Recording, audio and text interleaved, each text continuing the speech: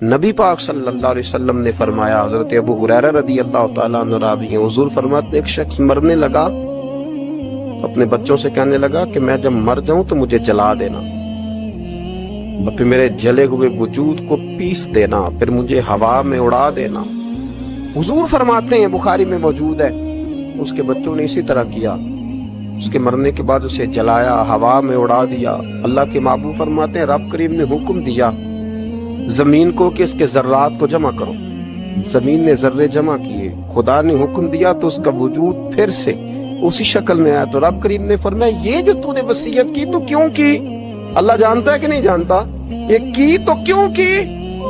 तो वो पड़ा कहने लगा, अल्लाह मेरे अंदर तो ताकत नहीं थी तेरे सामने खड़ा होकर हिसाब दे सकूं, तुझे मनाने के लिए तेरे खौफ से डर गया। कहा अल्लाह तुझसे डर के ये किया। तो रब करीम ने फरमाया, जा फिर मैंने तेरी मगफिरत